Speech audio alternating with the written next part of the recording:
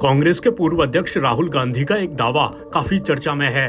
दरअसल राहुल ने कहा है कि उनके और कई अन्य विपक्षी नेताओं के फोन में पेगासस स्पाईवेयर था और इंटेलिजेंस अधिकारियों ने खुद उन्हें फोन करके बताया था कि बातचीत करते हुए वो सावधान रहें। राहुल गांधी ने कैम्ब्रिज यूनिवर्सिटी में दिए व्याख्यान में ये भी आरोप लगाया कि भारत में लोकतंत्र पर हमला हो रहा है।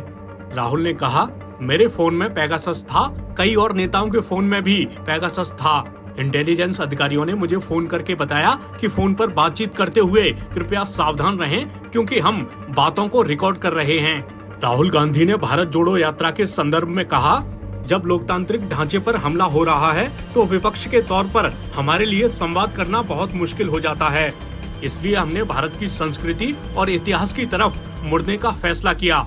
इधर राहुल के दावे पर केंद्रीय मंत्री और बीजेपी नेता अनुराग ठाकुर ने पलटवार किया है। कल के नतीजे दिखाते हैं कि कांग्रेस का सुपड़ा साफ फिर एक बार हुआ है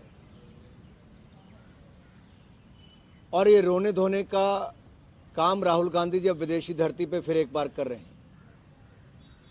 नतीजे क्या आएंगे उनको पता था और ये पेगासस कहीं और नहीं उनके दिलो दिमाग पर बैठा हुआ है।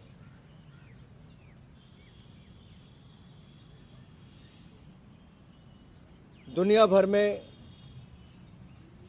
मोदी जी के प्रति जो सम्मान बढ़ा है, जो भारत का मान सम्मान बढ़ा है मोदी जी के नेतृत्व में, वो आज कोई और नहीं दुनिया भर के बड़े बड़े नेता कह रहे हैं।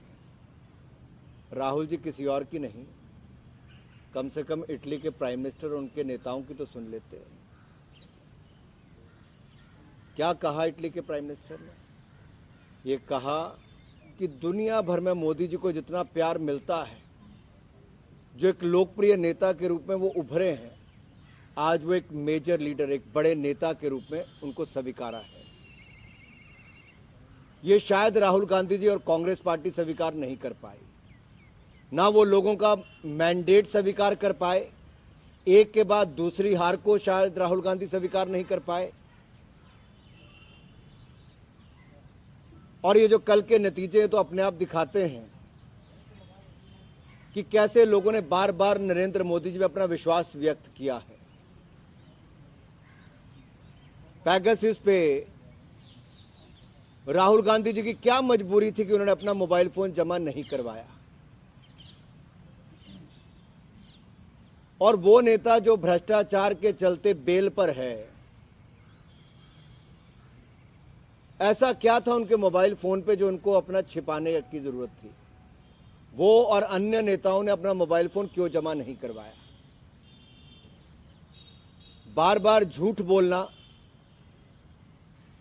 विदेशी धरती का इस्तेमाल करना, विदेशी दोस्तों का, विदेशी एजेंसियों का इस्तेमाल करना, ये आदत सी बन गई है और भारत को बदनाम करने की आदत बन गई।